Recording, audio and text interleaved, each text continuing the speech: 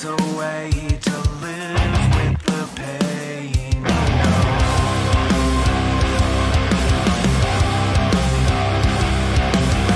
A vampirism scratching at my neck won't leave me alone.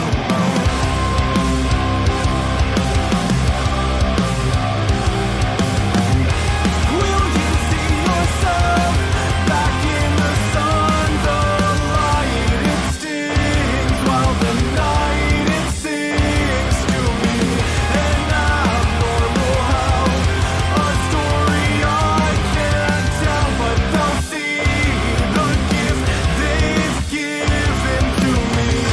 I could step aside, I could end this life, but this disease, it won't release, it won't be cured by the night.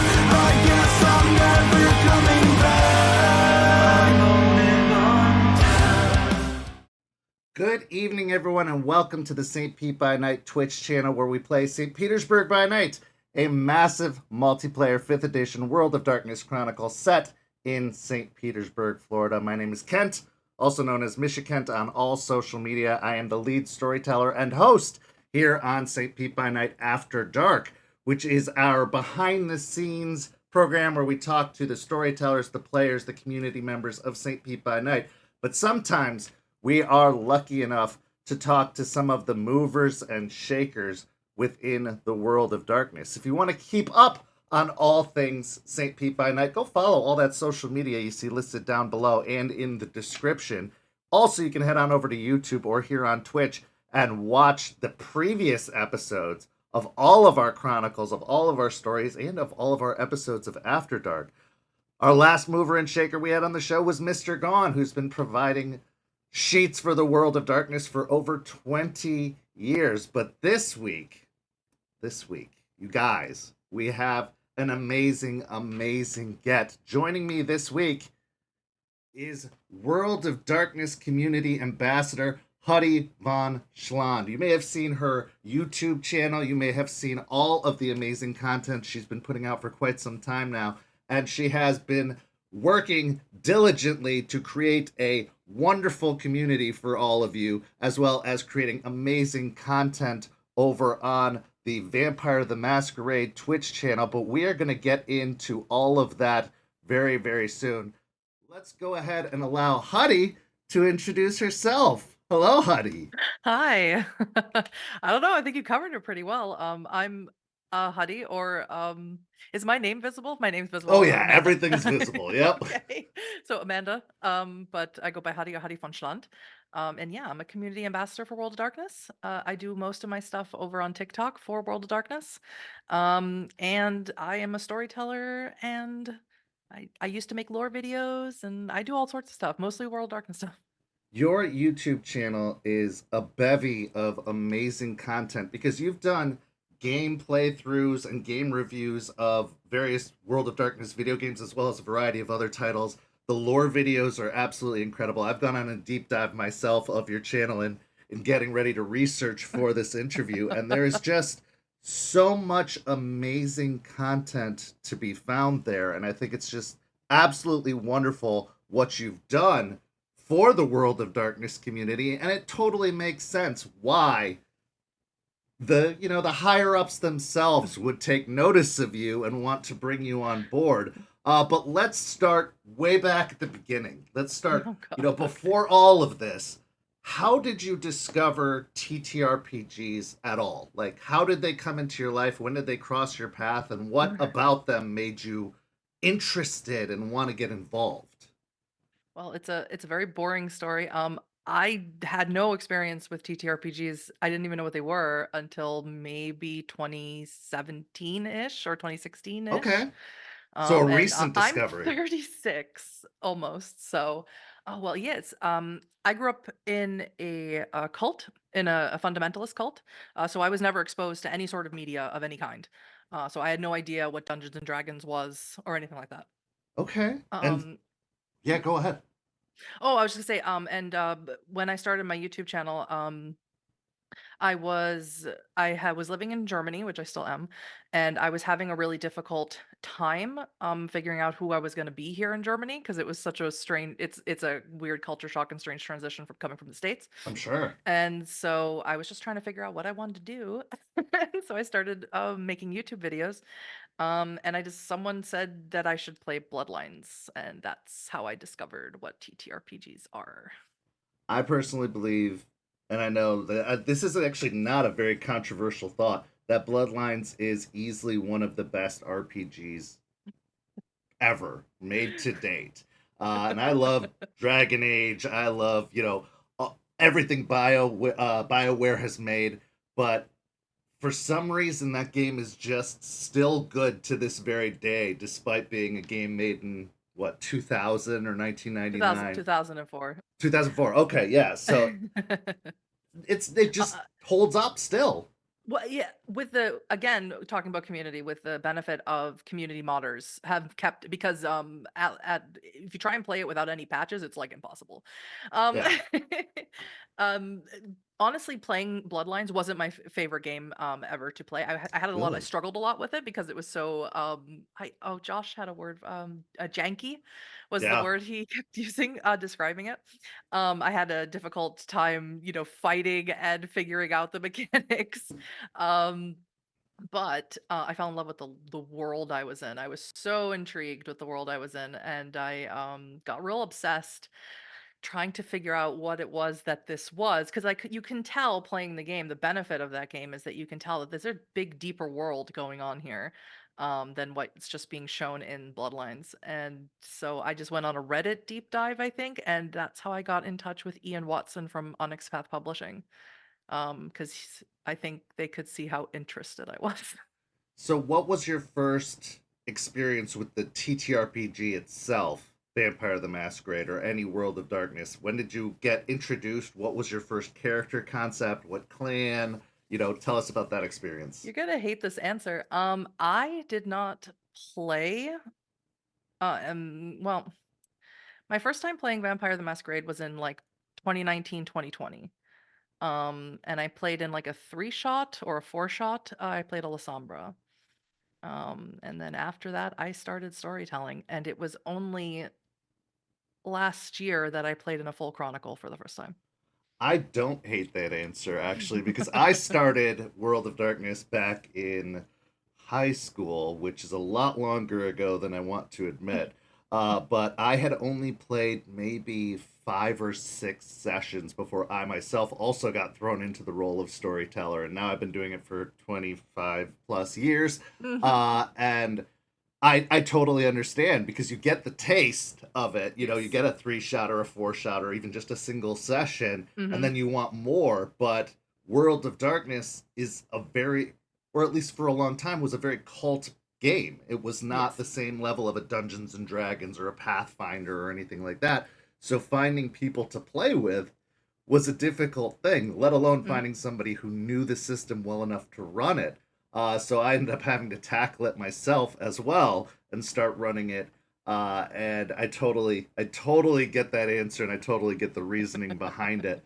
I've also found that since 2020, that's when a lot of people really got into TTRPGs, when the whole world required you to find another means of activity that was social but not interactive in the same manner. I Uh, completely agree. so, what about Clan Lasombra appeals to you? Because you are a renowned lover of Clan Lasombra. Like it's posted everywhere on all of your Yeah, I social know. media. That is again, it's a complicated answer. This is one of the things I love about World of Darkness is that because it is not that I don't like Dungeons and Dragons, or other fantasy based TTRPGs, but World of Darkness is our world, just a darker mirror of our world, right? So what appeals to me about the La Sombra really stretches back to the older lore that places them in the way Ventrue moved through business, La Sombra moved through religion. Hmm. And my personal background coming from a fundamentalist cult is what appeals to me about the La Sombra. So it's something that you feel like you can relate to from your personal experiences and from your past.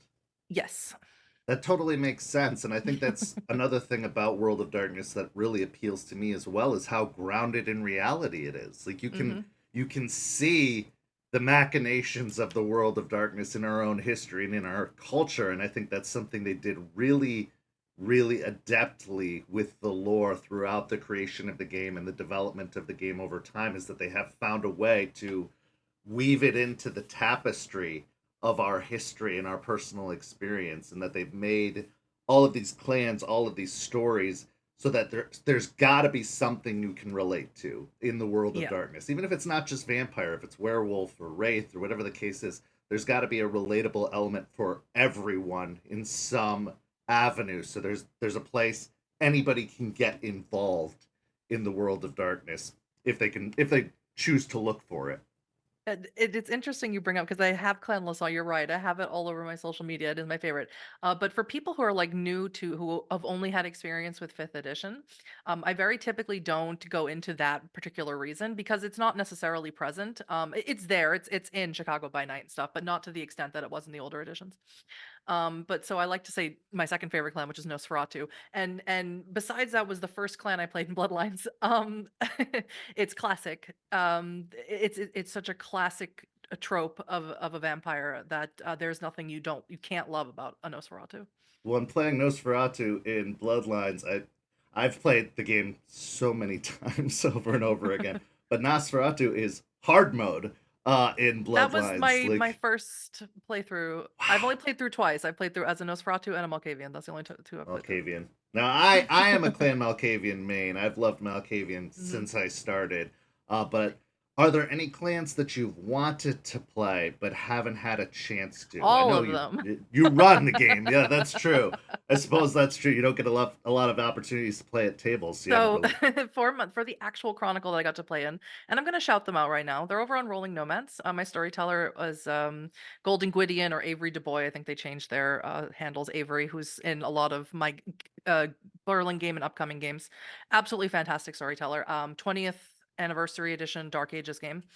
I got to play a Malkavian. I said, do you trust me to play a Malkavian, even though I have very little experience being a player? Right. And Avery said yes, and it's incredibly. I play a Malkavian nun, and it's incredibly rewarding. I Oh, love that's. Malkavians. I absolutely love Malkavians because there's so many different, again, different access points that you can take with them. Yes, It's one of the most diverse and varied clans that there isn't a. I mean, I suppose you could say there is a quote unquote right or wrong way to play a Malkavian, but I think that there's so many possibilities. There's so many different ways you can come at I the agree. clan. Whereas a lot of the other clans, it's kind of you do fit into a box. And I think that's by design to a certain Yeah, I think degree. like for like I could like right off the top of my head, like Bruja and Banu Hakim, they sort of fit into this box that you expect when you play this character. But yeah, I think Malkavians are really, really diverse, and that's what makes them so fun. And again, I did the thing, right? I made a nun. So I again delved into my personal background just because I am so um uncomfortable is not the word I'm looking for. Um not no, stop German, no.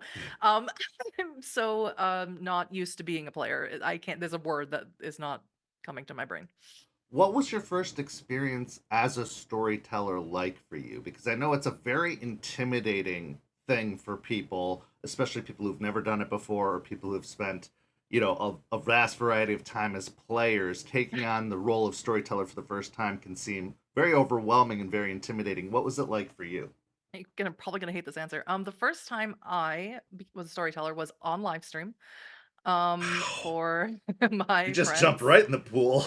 Yeah, so, at the time, I was in a podcast with, Josh from Gaming FTL or Strange Adventures. You see them now over on the Chinese room because they work on Bloodlines too now. The Primogen, who also has a pretty popular lore YouTube channel. Yes. Oh, I love their channel. Chris is a really good friend of mine. And Salubricat, Harry, who runs a podcast called Saratoga by Night. And we were doing a podcast called The Beckoning, and it was Halloween was one of the day that we were to do the next episode was Halloween, and I said, "Hey guys, can I tell you gonna trust me? Tell you guys a vampire story?" And they all said, "Yeah." I gave them characters, and that was the start of my Chronicle Blood on the Grand Strand. Yeah, and you've run a lot of chronicles over the No, not time. a. Not a I would lot. say okay, I would say a lot of very good chronicles over the time because you got Okay. Blood on the Grandstand, you got your Thin Blood Chronicle, and now you're doing the Berlin Bloodlines Chronicle.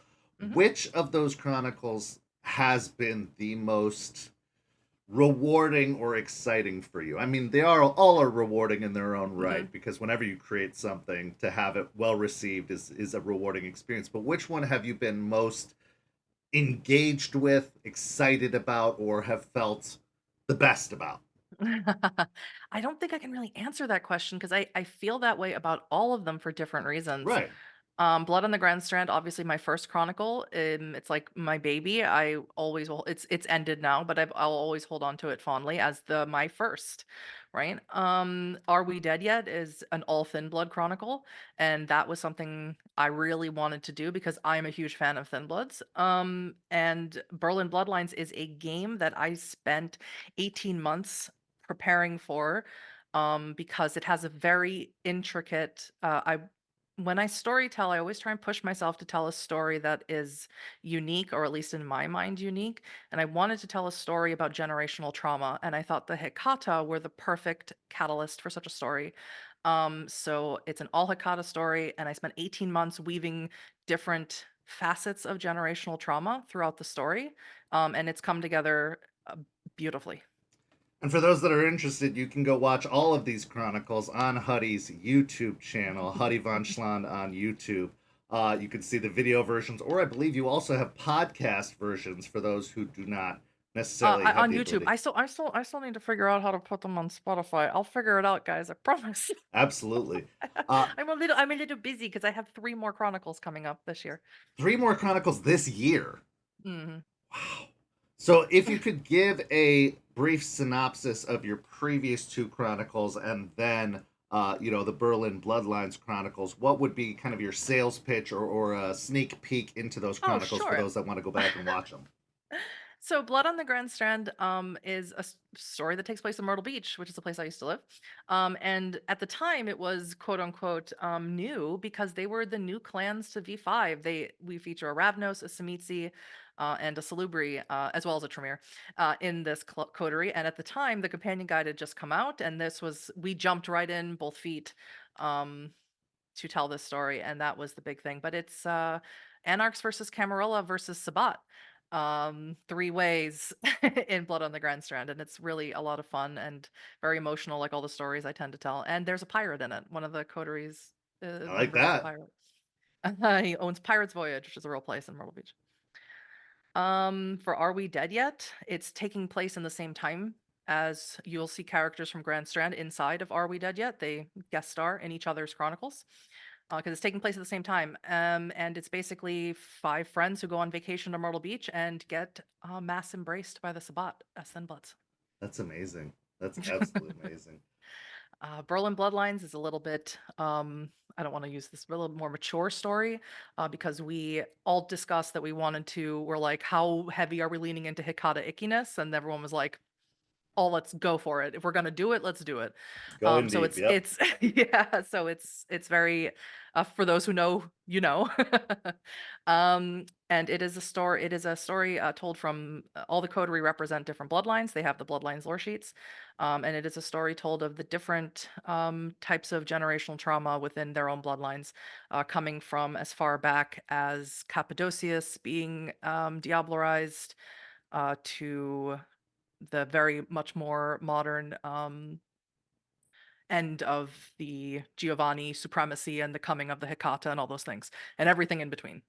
I can't say too much without giving away huge spoilers for the story. No, absolutely. And that seems like it would be a perfect chronicle if you really wanted to jump into the lore of the Hikata. And the lore of the Hikata, Yes. even as you just said, is there's a lot. There's a Yeah. lot that's going on there. And I love the fact that you are in that story dissecting the lore of the various bloodlines and how it all ties back Mhm. together.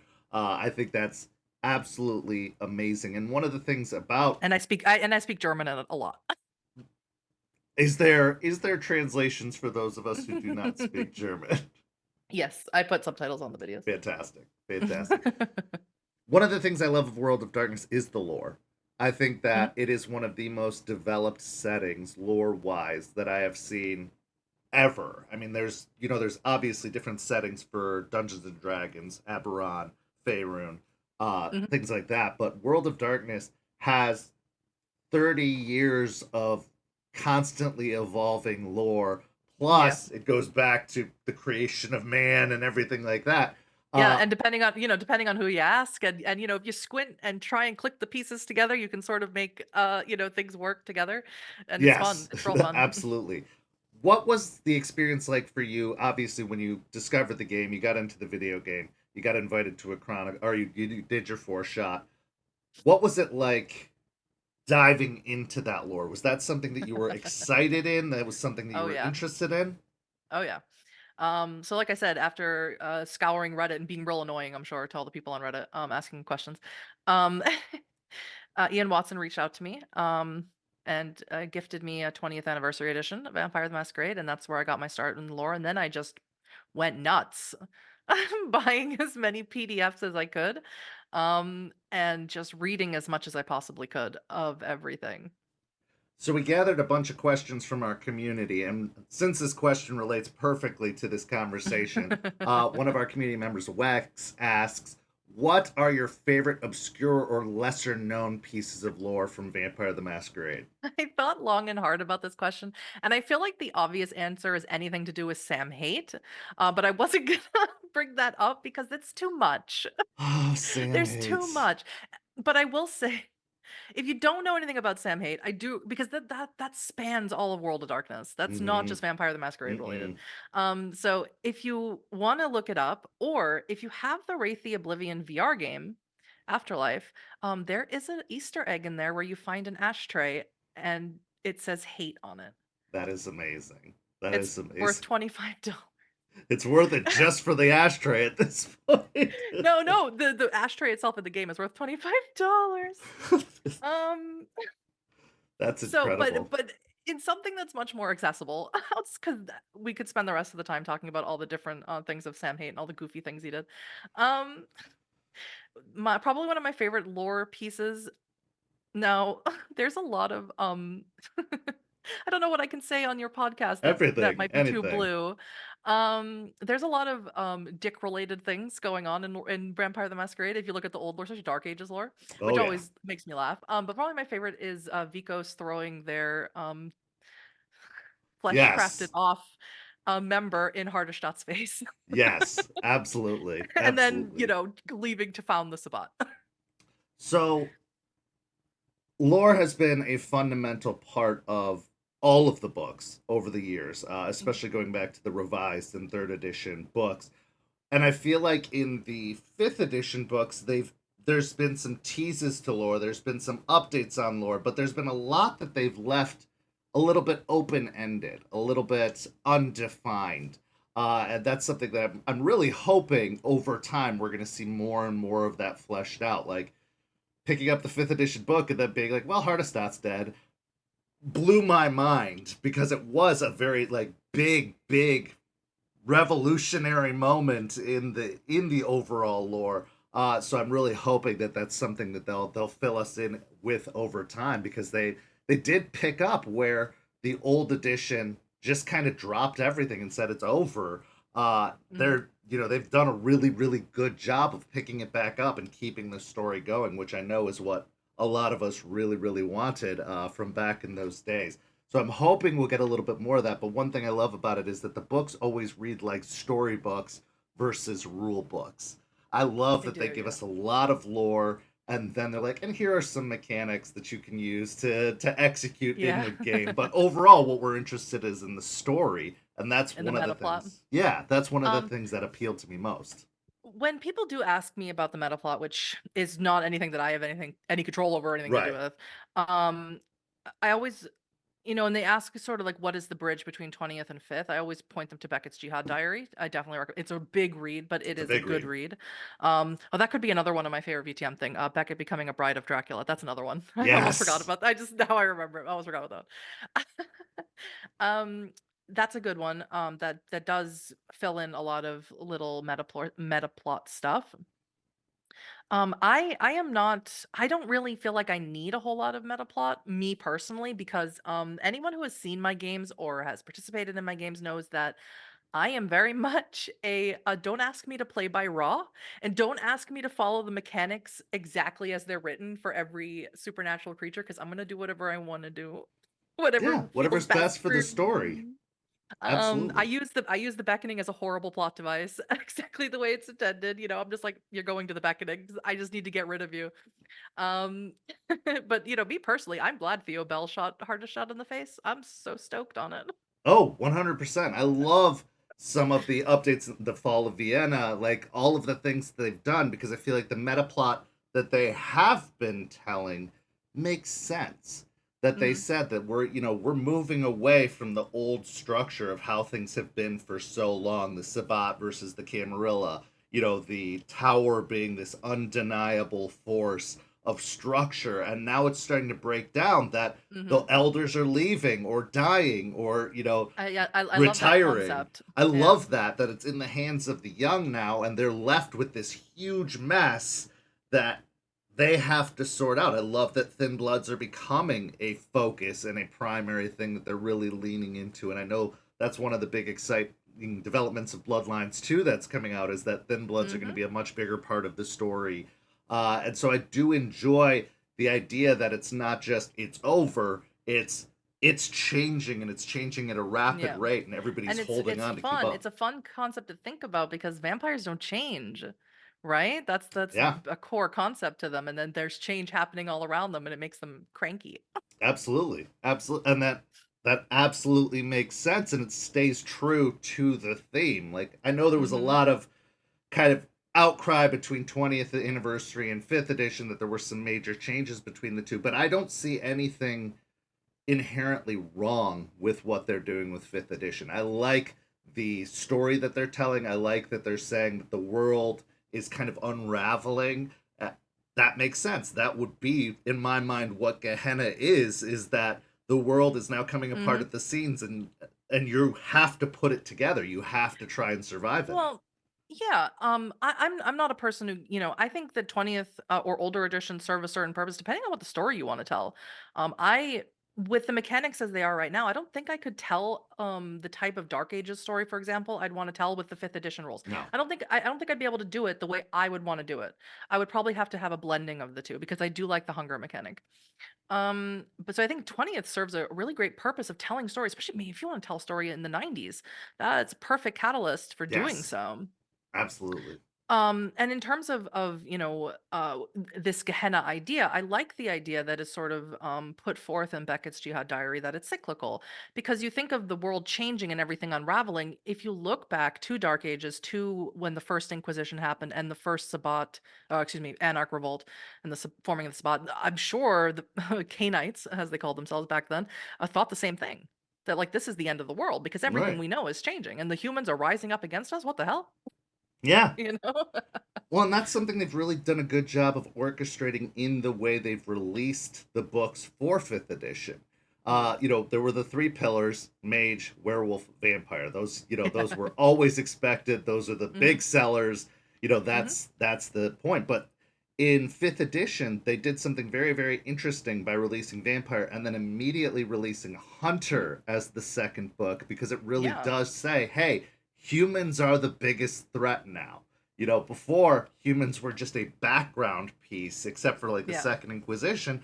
They were just kind of fodder for these supernatural creatures fighting to control the world. Now they're saying, hey, hunters and humans are big players. Technology has caught up. They have advancements now that make vampires prey more than predator. And I Yeah, and they've love been that. around as long the humans and technology have been around the same amount of time, so Right. they're just as knowledgeable as a vampire can be, about technology. Well, and humans are willing to evolve, whereas, Yeah, like you said, that's true. vampires are holding on to Yeah. this outdated concept of what life is supposed to be, Yes. even if they are still, using the masquerade and using the evolving of the world to hide. They're still very outdated. They're still very old school in Mhm. their approaches, and humans are not like that. They are very, very prone to using technology and evolving. and the conflict that that causes between all of the various different groups is fascinating. But it does seem very purposeful. It does seem very planned in the way that they've released stuff to show, this is the direction we're heading in. This is what the world looks like now. Because Hunter was one of the smaller games, I would say. It wasn't as well received. It wasn't as popular in the older editions. But now they're really, really making a push for Hunter to be more Yeah. respected. And Hunter's a really interesting game. I like Hunter a lot, and that's the next Chronicle I will be running is a Oh, Hunter wow. Okay. Chronicle. Secrets of the Schwarzwald or Secrets of the Black Forest, just here in Germany.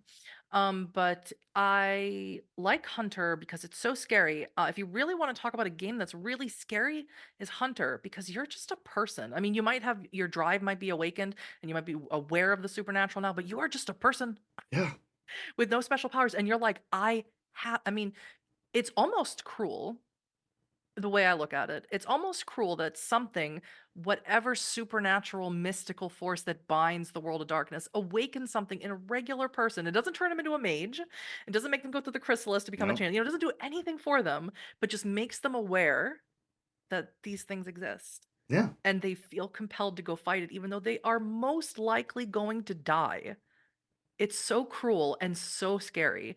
So I'm a big fan of Hunter, and I'm glad that they put it in the second thing to say, like, the humans, even if it's going to cost them their lives, they're still going to fight back.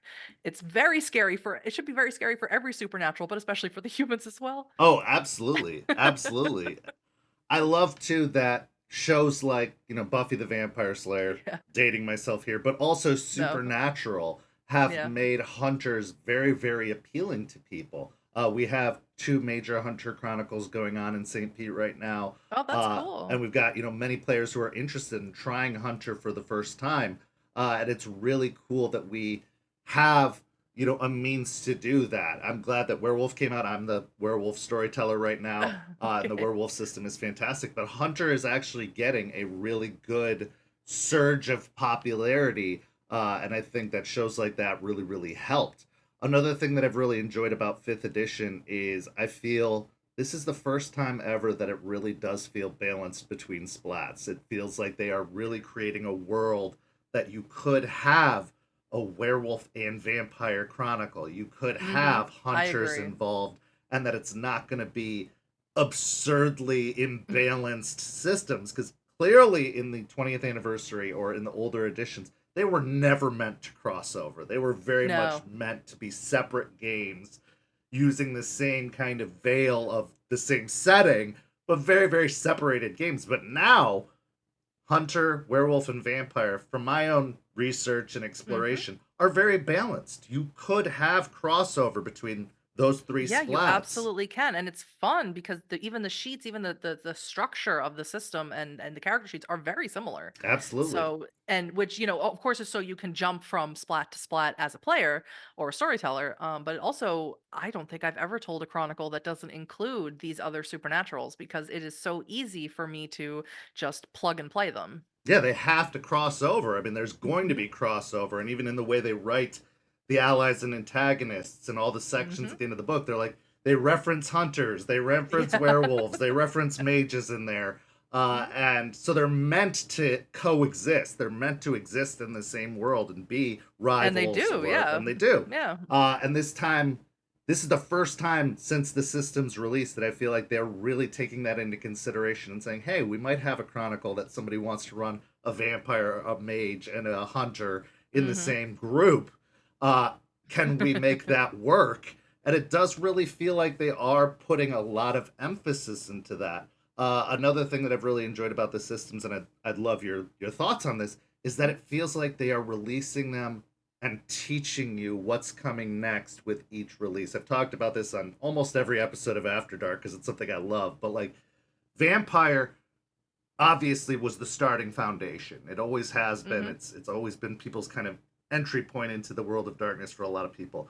But then they released Hunter, which took the mechanics of Vampire, added a few more new elements, but those elements that they added were elements that you were going to end up using in Werewolf. So Yes. when they released Werewolf, they already kind of taught you how to play Werewolf with Hunter, And now I Yep. feel like with some of the new things they've introduced into Werewolf, they're teaching you how to play mage.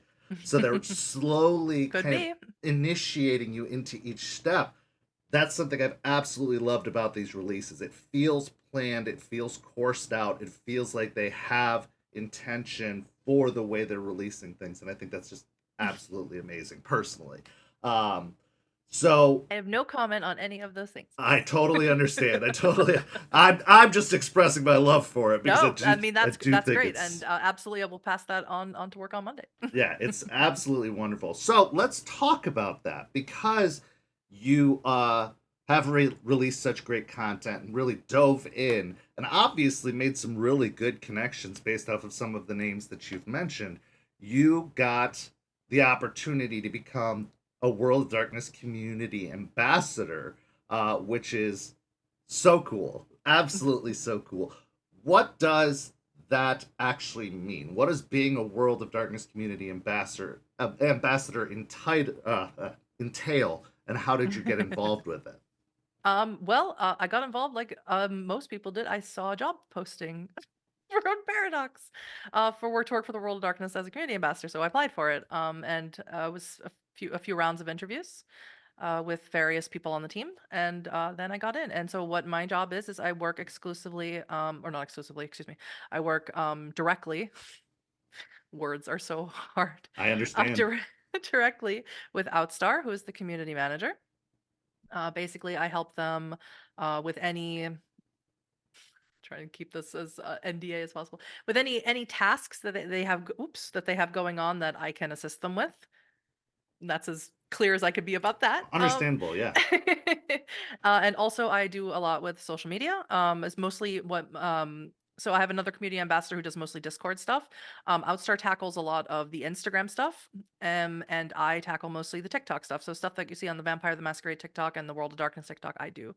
And we are always working in tandem to come up with cool stuff for the community, like the playlists that you can see on YouTube for the music. We're working on some cool stuff to bring to Twitch hopefully soon. It's just stuff of that nature. We're always working on both creative and less creative endeavors for the community. What Sorry, has I know it sounds very vague, It's wishy-washy totally way of saying fine. that's the It's best I totally can do for fine. you. No, absolutely. And I've been a big follower of the Vampire the Masquerade TikTok and the World of Darkness TikTok. So I've gotten to see a lot of your work. I've gotten to see a lot of the LA by Night kind of Yeah. super cuts that you've done, Mhm. which I think are amazing. What has been your what would you say is your favorite piece that you've already released, that you've already worked on and released, that you've done so far? I'm sure Um, there's love for all of them, but what are a few there of your is. favorites? Well, I'm gonna be really selfish and say that my favorite thing that I ever did, actually had nothing to do necessarily with me. But it had to do with I got to play in the official Hunter the Reckoning Chronicle on the World of Darkness YouTube The channel. Garage, yeah. The Hunter's Garage, yes, I played Goldie. And I got Alex Ward's character fed me his blood. So that's my favorite thing I've done Well, as a that's community, amazing. which has nothing really to do with it. But that's the very first thing that popped in my head, so that's my answer. What are some of your favorite moments from LA by Night or New York by Night or some of the streams that they've done so far? How much time do we have? Um, LA by Night is extremely special game to me if you can't tell. I'm an extreme fan. That's really what tipped me over the edge in terms of I have to get into the TTRPG. I'm not content anymore just make lore videos. I need to play the game myself.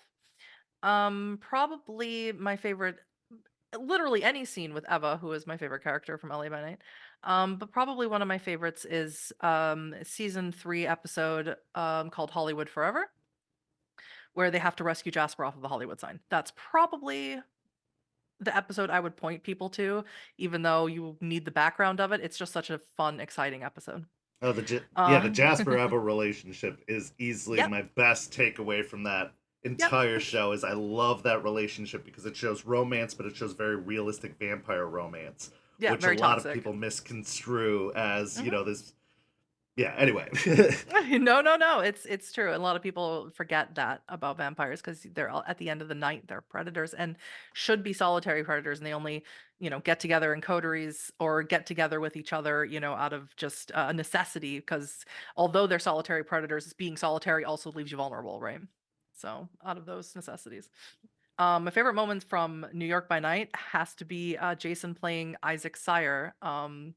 Volkov, I think was his name. Hmm. This and he sort of just channels Dracula for it because he's a Samitsi. So that was probably I think I smiled and laughed the entire time And that what Jason has was doing that. been the overall response? Because you've got your fingers on the pulse of the community now, more so than ever.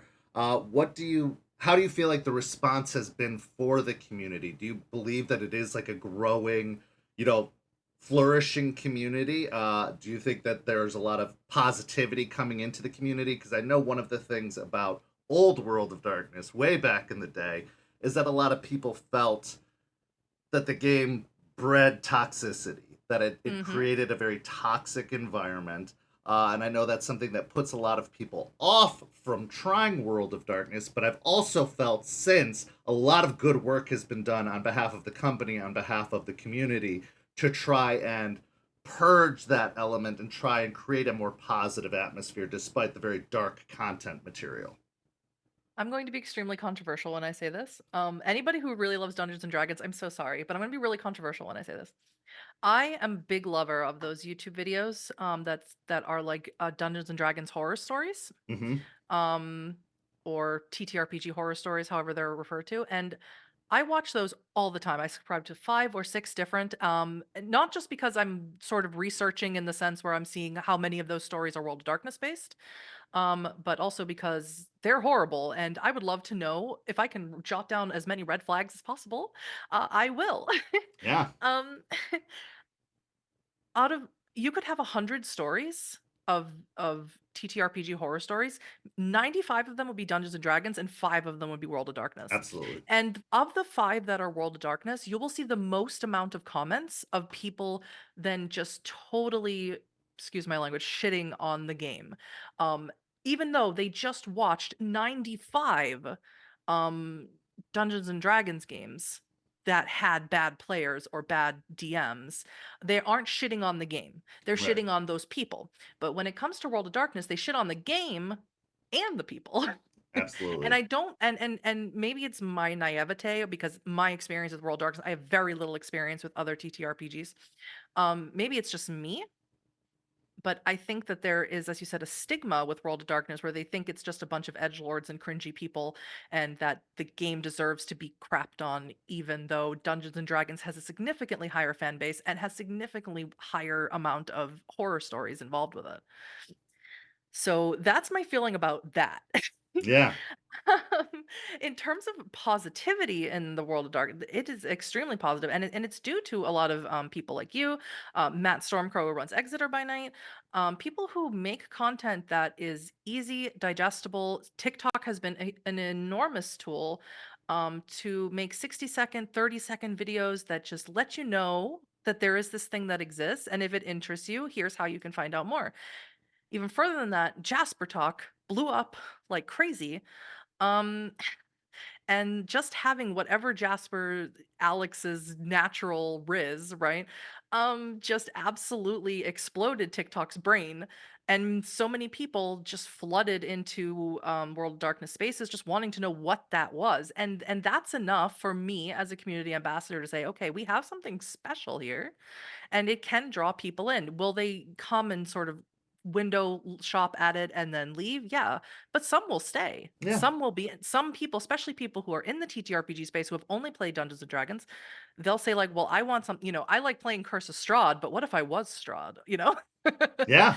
Eh, that's my opinion on that. Well, a lot of people, I mean, that was one of the big foundational reasons I started St. Pete by Night, was because I kept seeing on TikTok, it was always on people's bucket lists. People always wanted to play this game, but didn't know how to get involved. A lot of people had said, I've heard about this game, I've read about this game, I want to try it, but they just didn't know where to find a way in. So I decided, okay, I'm going to start a game, and it's going to be a big West Marches style open world campaign, Yeah.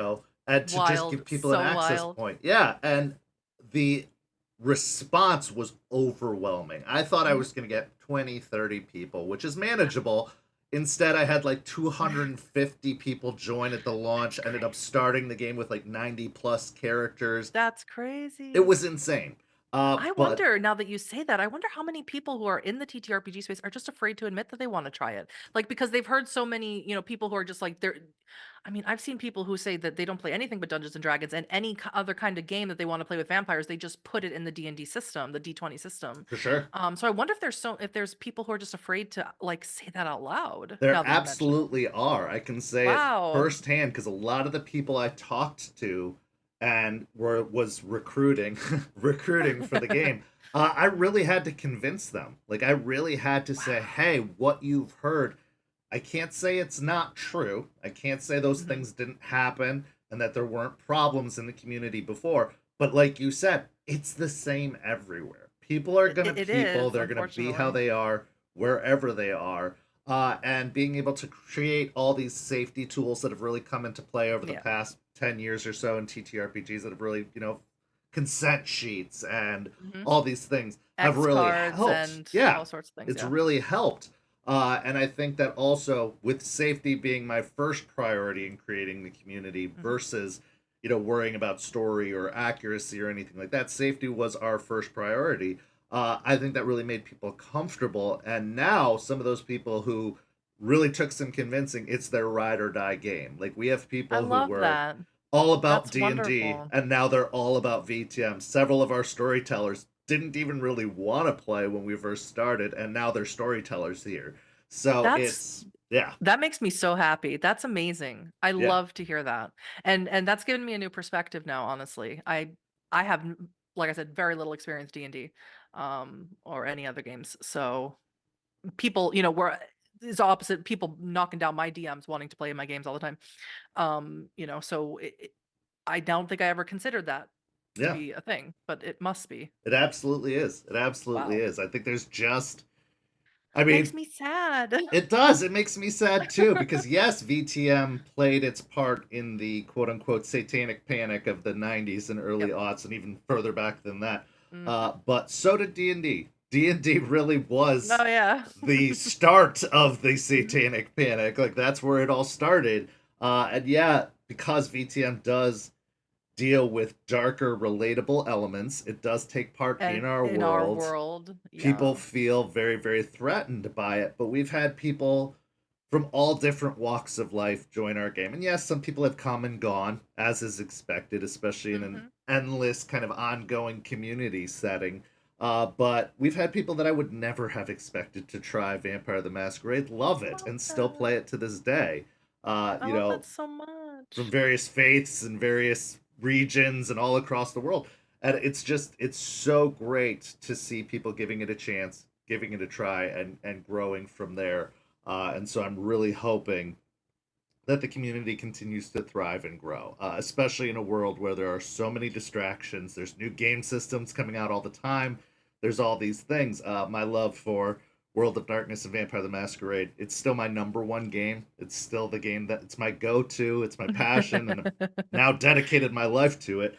Yeah, Uh, obviously, I can't share anything official, but I can say no. that the community is doing very, very well in the sense of positive growth, positivity and good positive growth is So the best way I can put it. if people wanted to get more invested or involved in the community, because I consider St. Pete to be an entry Mhm. point, a place for people to start their journey, and then if Absolutely, they it want to take it absolutely is an further, entry point. where would you tell them to go to get more involved? What would you recommend to them? Like I know there's the Uh World of Darkness Discord, the Renegade Yeah, yeah, Discord. that's There's so that's many always that's places. always my very first go-to is because the World Doctors Discord is a really great place of people. I mean, they get excited, and then that's the thing I find is that people.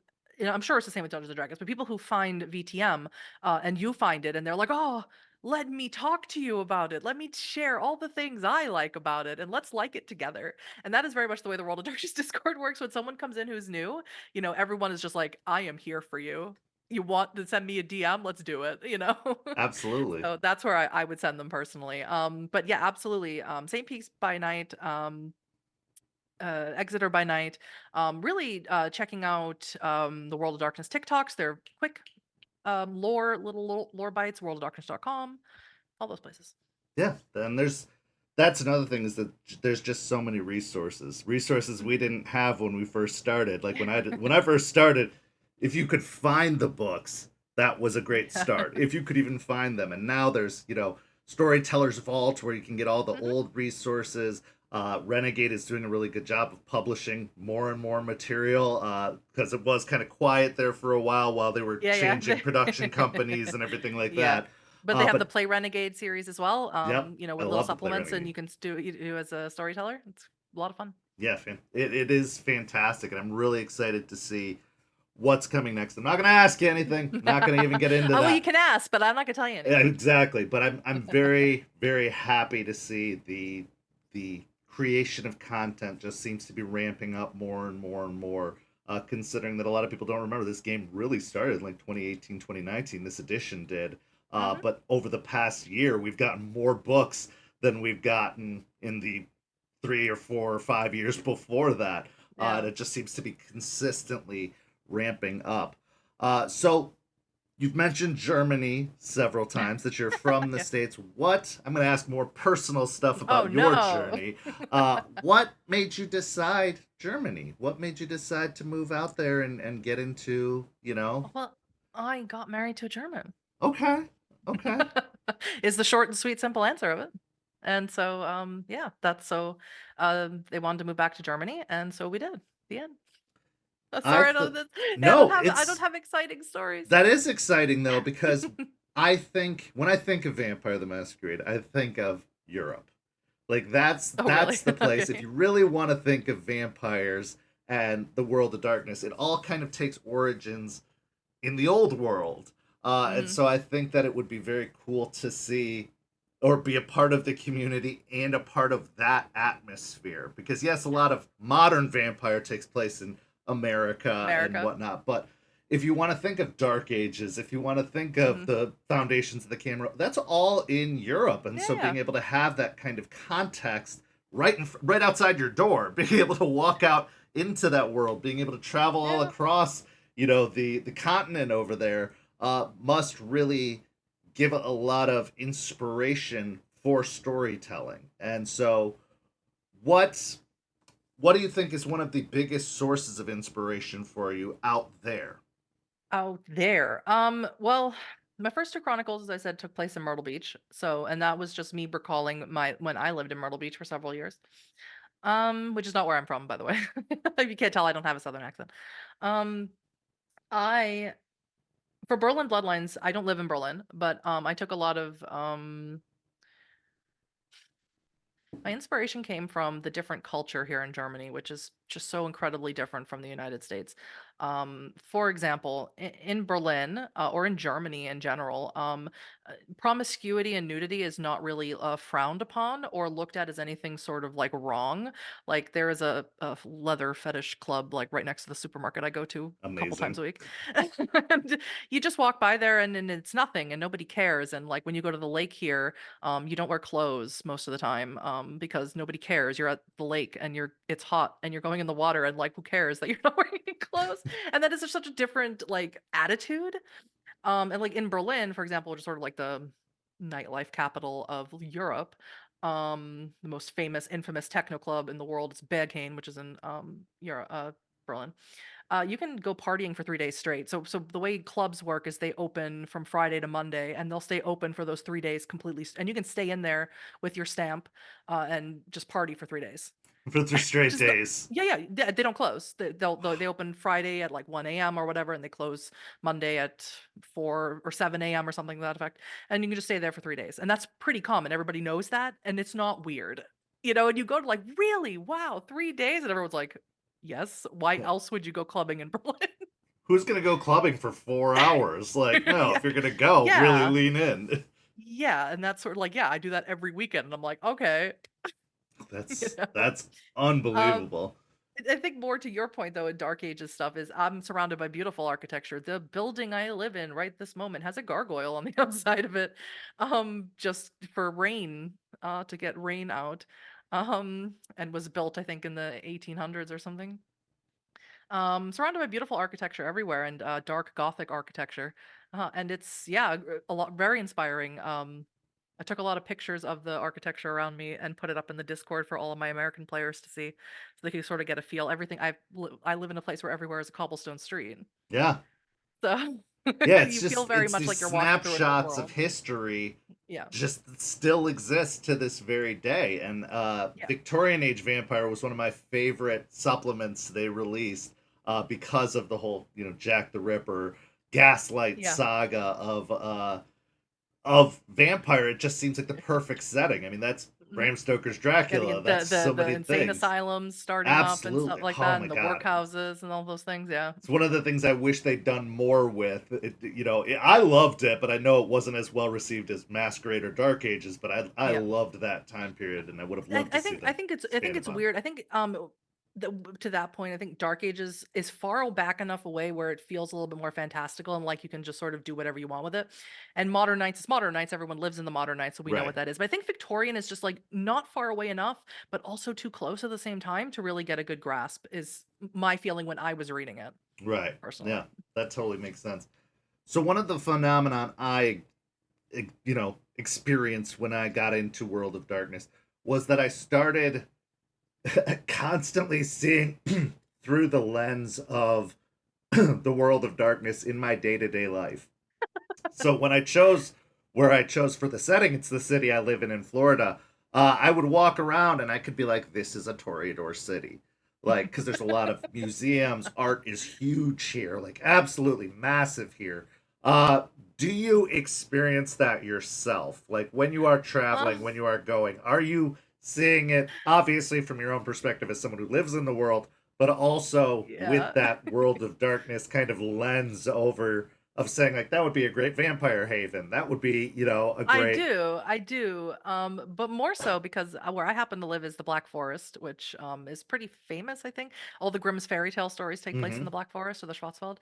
So a lot of the things that I think about are werewolf related or hunter related because it gets pro scary in there. So dense that the sun doesn't shine in certain places. So a lot of when I'm walking my dog, a lot of the thing I'm thinking is like that's the perfect place to be ambushed by a lupine. It makes sense. It absolutely makes sense. Unfortunately, the fashion here in Germany, if you've never noticed, it's not like New York fashion or like LA fashion. Is everyone here in Germany? It's very stereotypical. Like you used to see Dieter in Saturday Night Live. Everyone here wears a lot of black. It's very it's black and looks pretty like snappy, you know, like we're still in the 90s. Um, so I don't know. I don't. Everyone's a La Sombra, I guess. I don't really know. It's hard to point that out Well, I here. also know that Europe is a lot chillier, especially compared to Florida. I mean, Florida is Yeah. its own world. It should be a separate country sometimes, I swear. But so I think that the black also probably helps absorb a lot of the heat and the Yeah. sun when you do get it.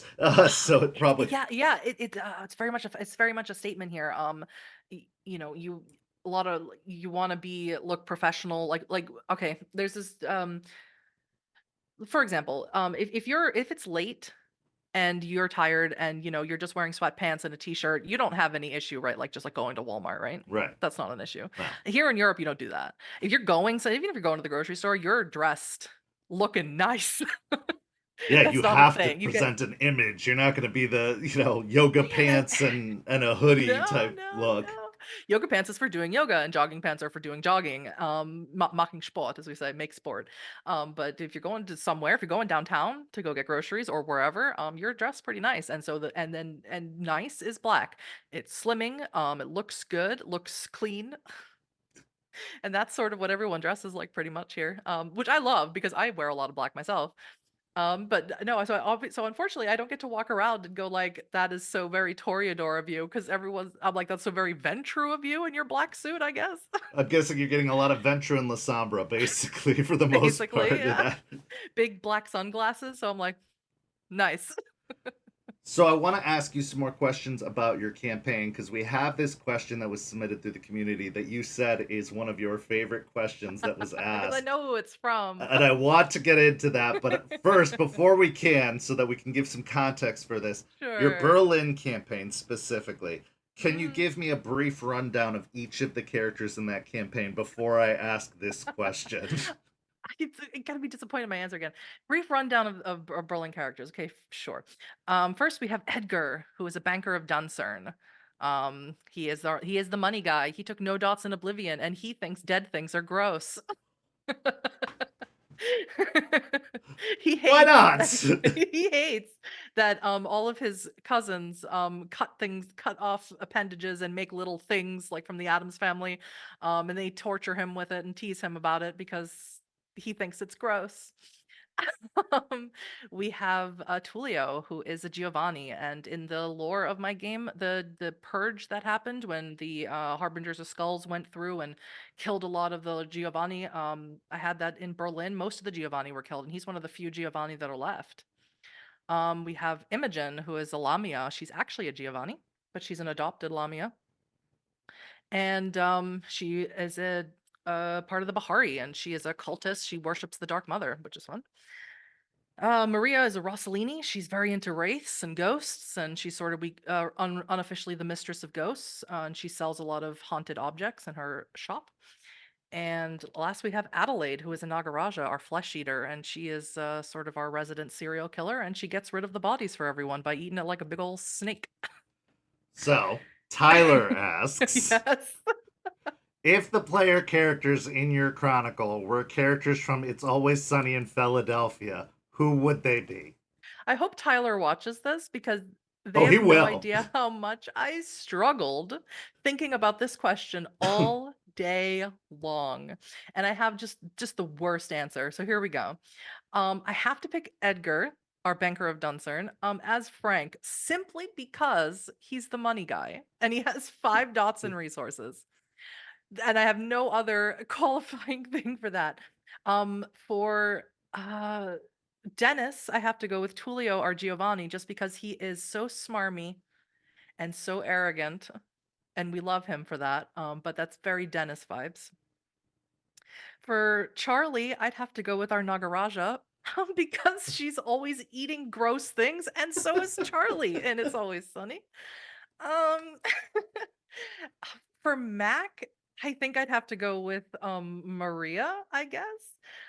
Because she Maria is very much a character who she's not ahead of her bloodline. She doesn't have any high positions, but she's always trying to like do what's best for everybody and has no agency for herself. So it makes me think of that like I'm playing both sides, so I'll come out on top because that's sort of what Maria does. While she's trying to figure out her own life in Berlin. And I guess that leaves Imogen as D, and I don't have a good reason why she'd be D except I don't know. I don't have a good reason. I'm so sorry, Tyler. You absolutely destroyed me with this question that I thought of. As you can see, I rapid fired them off because I thought about it all day. I So love it. sorry, Tyler. So I'm gonna ask a bunch of other questions because we got so many questions from the community for you. I can't When we believe you have this announced many you were coming questions to on, ask me, honestly. people were so excited to hear from you and to have you on this show. And for those who are watching right now, normally this show is live, but we pre-taped this episode, so we asked for a bunch of questions in advance because we are considering German time. Yeah. So we are 9 filming this p.m. in the is 3 a.m. for me. yeah, it's a little late. It's a little late. So And we I'm took at these peace. questions in advance. So anybody who's asking questions in the chat, sorry, you're not going to be able to Sorry. get an answer to those right now. But maybe we'll get a repeat episode or a sequel to this episode later on where we can ask some of Maybe. those. But first off, Double Magus asks, being so entrenched in the world of darkness, is there any one particular supernatural type or group within it that you love the most? Yes. Changelings. Really? Okay. Yes. Why? I so of all the splats in World of Darkness, a lot of them have these themes of like, personal horror that pertains a lot to, vampires. It's like, fighting for your humanity, and wraiths, it's like fighting for hope, and magus, it's like, fighting against your own hubris and trying to fight to, either bring the world to, your vision of ruin or transcendence. Hopefully it's the second one, but most likely not. With changelings, it's with changelings, it's so much sadder. Because they have very little control over what gives them glamour or what gives them creativity because the world is beating it out of everyone. And it is so, I am so hoping that World of Darkness team, not that they're, I don't know, maybe I'll send them this, will make C5 because it is so prevalent nowadays when we're in our late stage capitalism era of how much creativity and joy is being crushed out of everyone. And it's so I mean, just thinking about it, sometimes I think about it like what changelings would be experiencing right now, and I just imagine so many of them just dying off from banality, like in droves, Oh, for and it sure. makes me sad. And so I love Changeling for that exact reason, is that it has the potential, especially in the modern nights, to be the saddest chronicle you could tell. I know that Changeling is kind of one of the most spoken about. Changeling and Mage right now are the two most spoken about Yeah. splats that have yet to be released. So there's a big, big There's also no Wraith. desire I for love Wraith too. it. Wraith, absolutely. I really do hope Wraith gets released because I think that it'd be a great one to drop in between, splats if they were to do it because I do think Wraith There's a belongs in VR this game, so system. so I'm hoping maybe soon. That'd be awesome. But the biggest debate about Changeling is, I ask people, which version of Changeling would you want? Would you Mhm. want the Dreaming or would you want the Lost? People want the Lost. So I I want the hope you Lost do too. pass this along to the higher ups because I'm telling you, Uh, the community is fiending for the Lost. yes, They really yes. want the Lost. So here's something for everybody in your community or everybody who's watching this. When you leave us comments on posts or social media that say, "Hey, I can't wait for Changeling 5. I hope you do blah blah blah blah blah blah blah." Those are super important comments for us. Please leave us those comments. We see them all, and I pass them along when I see them to the right eyes. So please leave them. I love Changeling the Lost. I think it's fantastic. A lot of what Fifth Edition has done is gone back through Chronicles and sort of taken what works from Chronicles and putting it into um, you know, uh, Masquerade, Ascension, blah blah blah blah, things of that nature. And I hope they do that exactly the same. Which I love Changeling the Lost. I love that they did take what worked from the Chronicles and that Mhm. they're bringing that into because I was not a fan of the Chronicles when the original World of Darkness stopped. I was brokenhearted. Like I Yeah, well, I imagine loved so. Yeah. OG. Like that was my live or die was OG. And so Oh. with New World of Darkness, Chronicles of Darkness, I just could not. I couldn't fathom starting over. I couldn't fathom Mm-hmm. having to reshape my entire thinking because and I say this all the time on this show, you could get a doctorate in World of Darkness history. Like there's so Yeah, much stuff. absolutely. So having to reframe it all, think about it all differently, I just couldn't do it. Yeah, I would But never yuck anyone's yum, but Changeling the Lost was the only one of the Chronicles that I personally enjoyed. yeah, absolutely. So I think that taking the elements of the system that worked and some of the storytelling elements and storytelling themes that worked is brilliant because it Yeah. was a big gamble on their behalf. It was a Mm-hmm. big, experimental change on their behalf and I don't think it was all bad. I mean, I love the hunger system. I love the desperation system, the rage system. I love a lot of the things they incorporated from it. I just couldn't say goodbye to the story. The Oh, mechanics were never absolutely. the issue for me. It was Absolutely. always the story. The fact that we had to just say, hey, all of that is not a thing anymore. I Yeah. couldn't because it spent so much time dedicated to it. So, yeah, okay. So, really hoping for Changeling the Lost. That seems to be the big Yeah. thing. I'm hoping C5 takes a lot of inspiration from Changeling the Lost. I would be so happy. So, Cole asks, what are some of the elements that you feel help create a good table dynamic? If your players don't know each other, are there any tools or techniques you use to help garner that flow between them?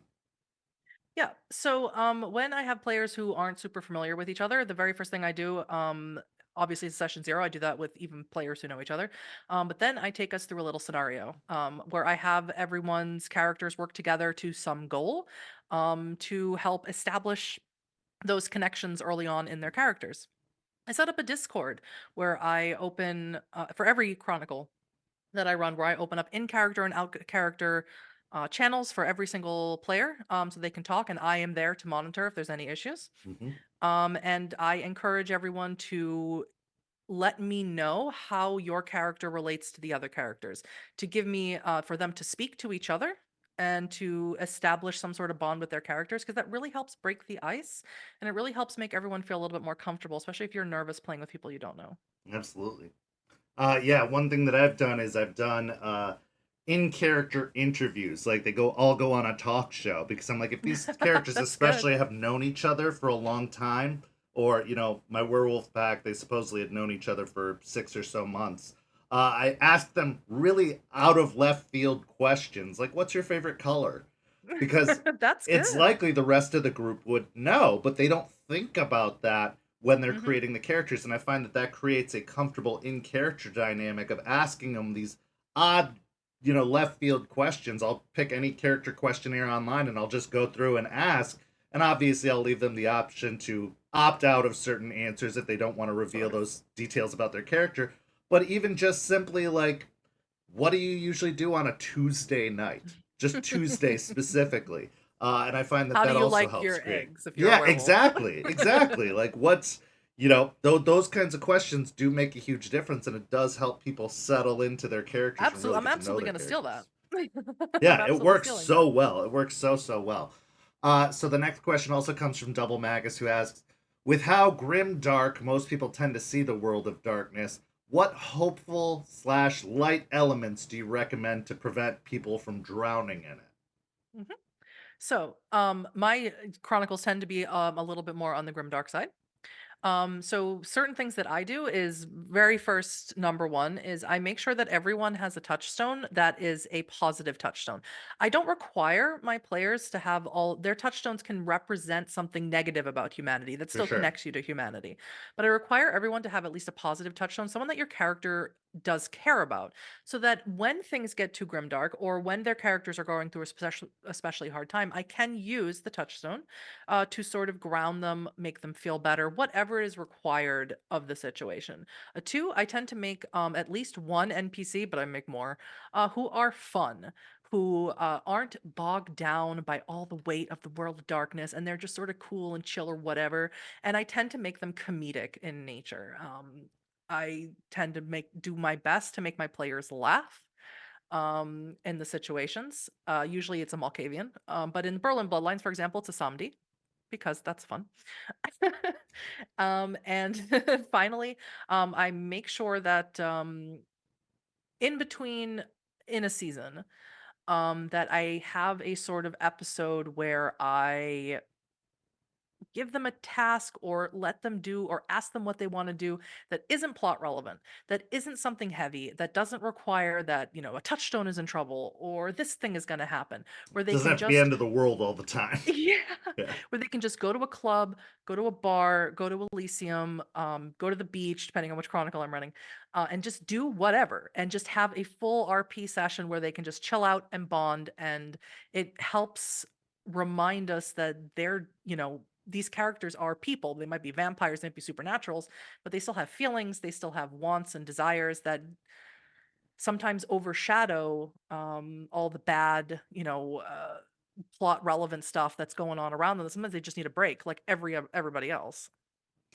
I know one of the big conversations that have happened, especially with the release of the Bloodstained Love book, and I'm really glad that they released this document as well, is bleed. Is Mhm. the concept of, especially since these characters are so relatable that they are in a world that we're living in, and people do tend to put a lot of themselves into their characters and probably take a lot of their characters onto themselves as well. How Yes. do you handle situations with bleed at your tables? Does it come up at all? And if it does, how do you Yes. find you deal with it? Surprisingly, running 3 seasons of Blood on the Grand Strand, 2 seasons of Are We Dead Yet, and 1 season of Berlin Bloodlines, I've only had 2 issues of bleed come up. Because I tend to play with people who are experienced in World of Darkness, and so they've had, their issue, when younger, less experienced role playing, they've sort of gotten to a point where they recognize the signs and know and can let me know and stuff like that. So the bleed is sort of at bay, right? But yes, so my top priority is making sure that they're okay, letting them know that I'm not mad at them or that nothing is wrong. uh, letting them know that they can talk to me about anything. It's okay if they're upset, if they want to, vent to me, even if it's personally at me. I understand what's happening. To make them feel as comfortable and safe as they possibly can, talking to me about what their issue is. Once they have come down from it, I let them know. If they aren't understand, I had one player who didn't understand what bleed was. I let them know that that's what they were experiencing and try and talk them through it. And then we sort of go from there, letting them know better ways to handle it. That if there is a problem, if you are feeling the feelings of your character in a negative way, because you can feel the feelings of your character in a positive way, Right. that they need to let me know. It's why I don't stream my games. I record all my games. So I can stop it at any time and we can take a break and we can, talk and it's fine. And the most important thing is making everyone understand that these things happen and you just need to um, have a zone of comfortability where we can all just talk with each other. Because at the end of the day, we're playing make believe and we're all friends. Absolutely. Absolutely. No, Sorry, that was a very all long-winded answer. it's a great answer. All but one of our games are pre-recorded. The only live game is the Rage Across Tampa Werewolf stream, and that is because I have handpicked all of the players on that stream because I've had Mhm. history with them. I've worked with them. Several of them are on our staff on the server, so they've seen all the good, bad, and ugly of how the server works, and so I feel very comfortable working with them and them with me. There's a very strong bonded trust there, which I think is so fundamental if you are going Yes. to do any kind of live play, live stream stuff, you have to have that level of trust and awareness and communication. And we obviously always plan out our streams ahead of time of like, these are the scenes we're going to do. We don't necessarily know how they're going to turn out, but we have a very open, streamlined communication about that kind of stuff. But yeah, I definitely think that that is the best recommendation is pre-tape all your stuff so that if you do need to take breaks or whatever, it's not happening with dead Yeah. air on live stream. Because Yeah. that's a lot of pressure. That's a lot of pressure and Yeah, and very there's uncomfortable. it's important to note for anyone watching this, there's a huge difference between stuff going on in an actual play and if you're just at a table. Yep, The pressures are a little bit different. for sure. But if you're at a table and there's bleed happening, take a break, stop, just stop, Yeah, and everyone take 5 minutes, take five, and then absolutely. come back and talk about it. So our next question, Wex asks, what are some of the most memorable moments you've had playing or storytelling Vampire the Masquerade?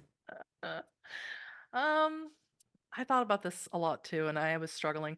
My most memorable thing playing is my Malkavian nun marrying her ghoul and embracing him at the wedding at the same time. Like it was an embrace and a blood wedding and a blood marriage in the sense where they did the bonding to each other thing. It was a whole episode and it was such a treat because everyone I was playing with knows I never get to play and I was all of their storytellers and so they wanted to do something nice and special for me. So they gave me a whole episode of a big blood wedding, and that meant a whole lot to this Oh, that's this old amazing. gal here. That's amazing. Uh, um, and they let me speak German and didn't complain about it. They never complain about it. As a storyteller, it was hard to pinpoint a specific moment. But there's so many that are so important to me. Um, A lot of them involve bringing on guest players to do things. So in Blood on the Grand Strand, I'll just go from each chronicle. In Blood Yeah. on the Grand Strand, I had Chris's character, the Primogen's character, played a gay man, whose lover was now in the Second Inquisition. And yeah, and so I brought in DJ Toreador or Nola Fanger in to play his lover, who is in the Second Inquisition, and had this beautiful scene of just, love knowing no bounds, right? That was a highlight for me. I cried. I had to try and hide my face on camera, looking to my other screen as I'm weeping. Um, in Are We Dead Yet? Probably, this is gonna be a little bit of a spoiler, but I have changed the name to A Not So Thin Blood Chronicle, so that shouldn't be much of a spoiler anymore. Okay. Was Okay. probably the time when the Thin Bloods, broke into the morgue of someone who was, working the circulatory system who had a bunch of vampires staked down there, and diablerized them and made themselves not Thin Bloods no more, except for a couple. A couple are still Thin Bloods. That was shocking to me as a player. as a storyteller, excuse me. I wasn't expecting it. I wasn't prepared for it. But that is what collaborative storytelling is all about. Oh, So it's the although that for best. me I was panicked in the moment of it happening. It was a highlight because that is the essence of collaborative storytelling. Oh, They 100%. wanted they wanted to do the thing and they did the thing. Um, Lastly, for Berlin Bloodlines, probably what has been the most joy for me, just twofold. One, I have Josh or Gaming FTL, Syrinx and Yepitzak playing my NPCs. They're my seasoned players. I've played with them for years. They are amazing, and I just put them in scenes and I say go, and they go. They know exactly what they're doing. They understand the assignment, and it's a joy to just watch. And second fold is the banker of Dunsern, Edgar, wanted a romance with his ghoul, and I put her in as a plot device. I already had her as a plot device, but he wanted a ghoul, so I said, okay, well now your ghoul's going to be the plot device. And playing this this romantic, tragic romance thing with him has been probably better than it's come out better than I even imagined it when I wrote it like 18 months ago. Oh, fantastic. Dat Bardic Charm asks, what is the most important tip or piece of advice you have for someone first storytelling for VTM? Do it. Just do it. And I know that is a stupid piece of advice because that doesn't mean anything. The biggest barrier I come across when people say, "I can't tell games. I'm too scared. I don't know what if I'm bad at it? What if I'm this? What if I'm that?" You just have to do it. There are so many resources of stories that are already written, and you just have to follow along. And if you're playing with people who are your friends, and they are supposed to be your friends, they will be totally fine playing through, for example, the New Blood starter one, or any of the little tiny chronicle jump off things that are in. I mean, Crimson Gutter just came out. There's a ton where you can just plug and play and jump and go, and you just have to do it. And it is only going to be intimidating until you do it. I promise. Because once you start, you're never going to want to stop Oh, from 100%. experience. 100%. Like you can't turn off that valve. Like once you open it, it No. just goes. And I think that And if you want to do it, you're already halfway there. I You think that just there got to do are it. no bad stories. Like people are No. really afraid of telling a bad story. And the truth Yes. is, yes, you may tell some not well received stories, but that does not make them bad stories. It just might mean Yeah. that it's the wrong group, or that there's some things that you need to tweak before you try to tell that story again next time. But I think that as long as you go into it knowing that there's no wrong way to necessarily do it. I mean, there's obviously some behaviors you should avoid. Uh, that's going back Yes. to the whole problems Mhm. we've had in the community before thing.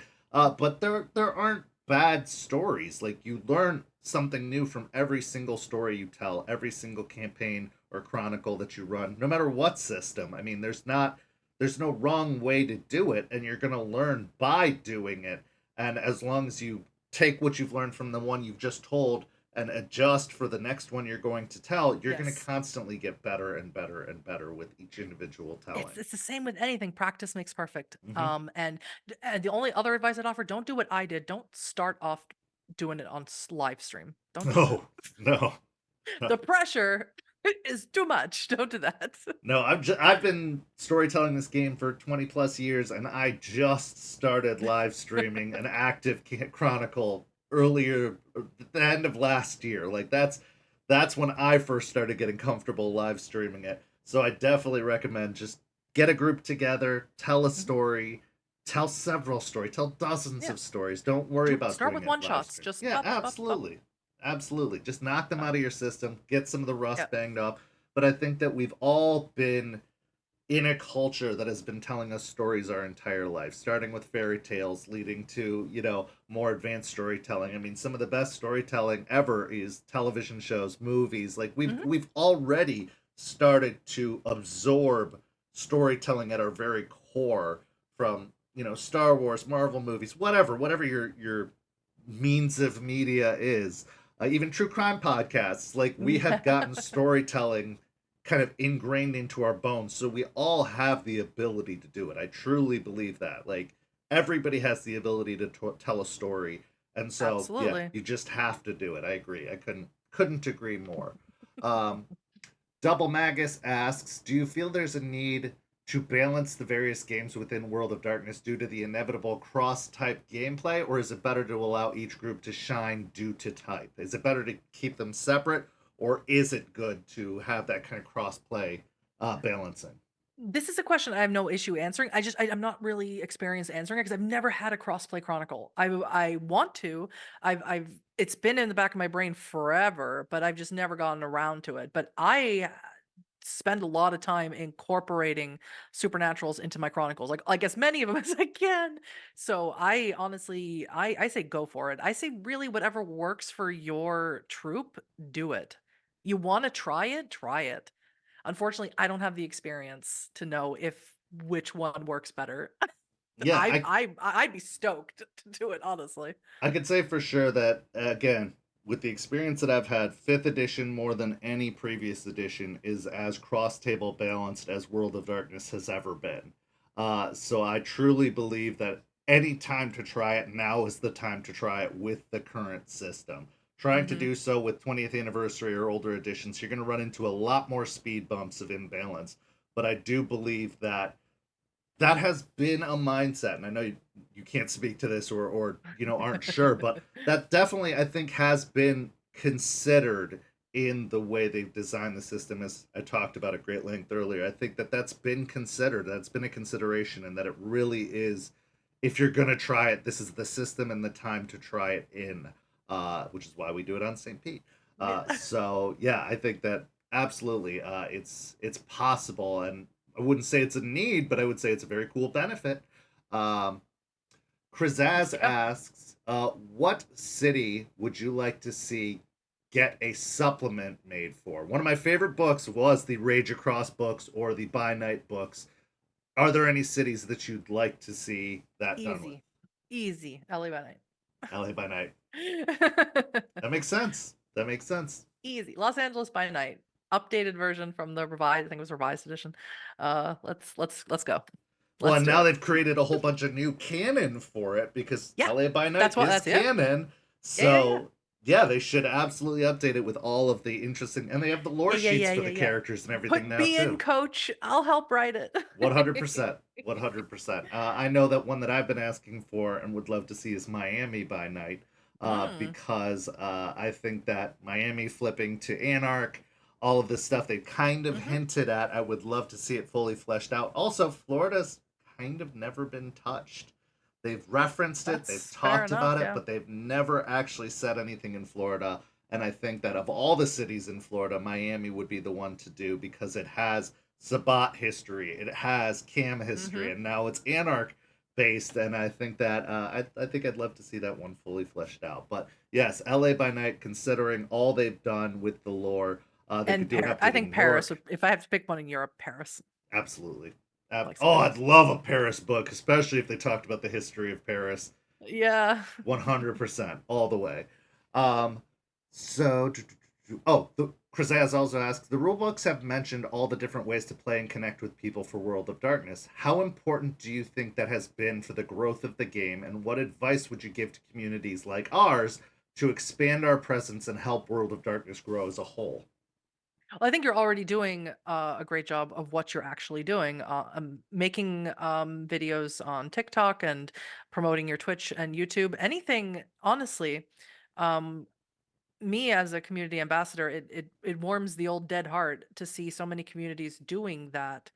And anything that you do that says like, "Hey, we're doing this cool thing, and it's the World of Darkness. That's this cool thing that we're doing," is a benefit, is a boon to us. And to the community as a whole. So honestly, I can't give you any more advice than you're already doing it. You're already doing the thing. Well, that's wonderful. I'm Yeah. sorry.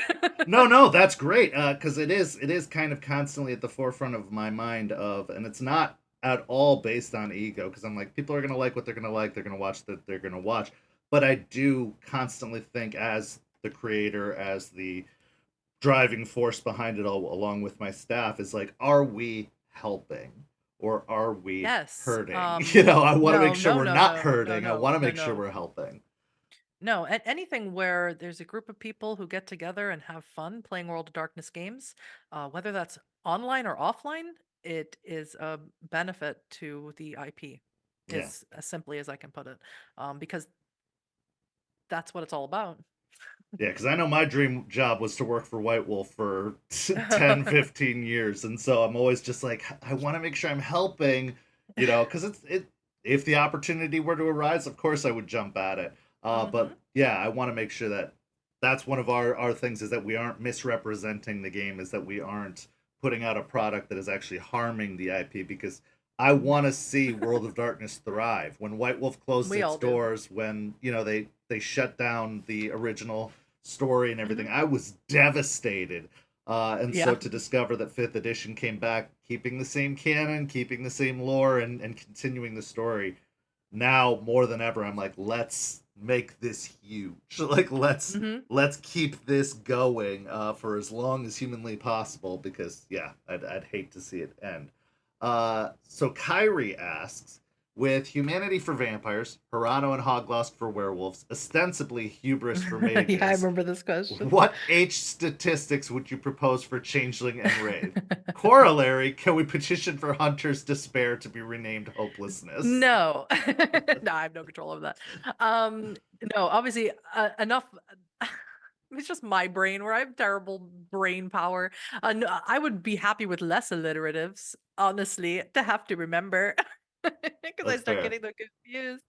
No, maybe hopelessness I would put for changeling. Would maybe be the sort of correlation between losing humanity or losing or falling to Hirano. Um, for Wraith, it's a little harder to think of, especially an H term, because you could just use hopelessness for everyone, Oh, for honestly. sure, everyone. Wraith with pathos and ethos, it's a little bit harder to think of because I think that's a little esoteric maybe for a fifth edition.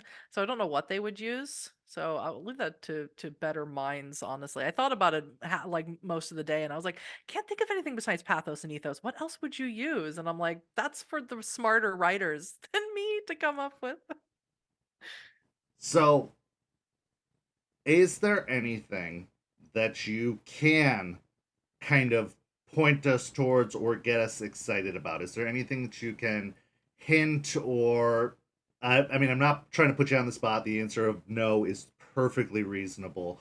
But is there anything that we should be keeping an eye out for, or is there anything coming up that I you're can particularly say, excited about? Okay. I can say, because you can go to renegade.com right now and check the PDF pre-orders and stuff for Gehenna War is coming soon. Oh, so excited for that book. Yeah, so So, I will say that's probably the thing I'm most excited for coming out. also, And as that's somebody all I'll say. who is getting really into Werewolf, which was never one of my favorites until I started running it. Uh, Shattered Nation. I'm also really, really Yes. excited for Yeah. Shattered Nation coming I out. haven't read Shattered Nation, but I have seen Gehenna War and I am most excited for the community to see that one. Oh, that is such good news because I was partially dreading it, but also partially excited for it. So to hear that you are looking forward to it, or Yeah. the community seeing it, gives me a lot of hope. Uh, Yeah. Well, thank you so much for joining us. Is there anything that you would like to plug either for yourself or the community? Anything that you Well, want to reference? this is honestly the most I've ever talked about myself. I think maybe ever. Anything. Because I don't do that. I don't promote myself or what I do. I don't know why. I just don't. Bad at it, I guess. But yeah, I would love to promote my players. You can see they are the troop from Rolling Nomads, who is who I'm running Berlin Bloodlines for on their Rolling Nomads Twitch channel. And then the episodes are uploaded to my YouTube channel, Yeah, which you absolutely. also see. So all of those people over there, Avery and Luna and Az and Rachel and Ramos are just such lovely people. They're so professional and fun to play with. And Berlin Bloodlines is a very, very intense game that is super fun. So I would just love to give a big shout out to all my players. I love them so much, and they deserve everybody to check out their stuff because they're great. don't follow me. Well, I am going to promote a few things for you on your behalf No, because I it's did do some research. So, no. the first thing I would promote is go follow the Vampire the Masquerade TikTok, the official Yes, you can Vampire do the that one. Masquerade Yes. TikTok, because that is a big support for Huddy, as they are the content creator of a lot of the content that you see on there. And there are great clips. You can see some of your favorite moments from some of the streams that have happened so far, as well as some great little tips and tricks about storytelling, about the different clans. There's just so much information that is available on that TikTok in bite sized bits that you can enjoy, that you can digest and put into your games. The other thing I would push is go follow Huddy on YouTube. You can go see all the amazing chronicles and lore videos. That's Huddy Von Schland at YouTube. You got the link there on the screen that you can see. Go subscribe and go watch some of those chronicles and see what amazing new chronicles are coming. I'm very excited to hear that you've got a Hunter chronicle coming. That's super duper exciting. And then I would also say go follow or subscribe to the World of Darkness YouTube, because a lot of the lives that happen there, a lot of the videos that happen there, especially the World of Darkness news, features Huddy as well. So you can support them by supporting the World of Darkness YouTube, and that gives a lot of love to the community. It gives a lot of love, and it's a great place to comment, as Huddy was saying, Yes. because those comments get found and they get passed along. So they are hearing you. So go on there and watch their shows like New York by Night, LA by Night, all of the great things they have, but also watch the news feeds as they come out, and put your comments in there and support the overall community. But Huddy, thank you so much for taking the time today. I know it's getting late over there, but I do appreciate us having this moment to connect, and I really do hope that perhaps we can have you back on the show maybe after the Gehenna book is released, because I would love to talk to you more about that when you can talk about it, obviously. But it's such an honor and a privilege for me. I was super excited about this interview. I've been buzzing about it all week, and I'm really Thank you. glad that we were able to have this time and this moment together. So go follow Huddy, or follow World of Darkness. She doesn't want to be followed, but go follow World of Darkness. Yes, follow World of Dark. Follow all the World of Everywhere. Darkness socials. Follow them Everywhere. everywhere. But yeah, and then go follow St. Pete by Night on everything, Yeah, there because you we go. are keeping up with this. This week we've got a lot of amazing content. Tomorrow we've got the last episode of Bloody Strings before they go on break for a little while. On Tuesday, the next episode of Rage Across Tampa, our Werewolf the Apocalypse Chronicle drops.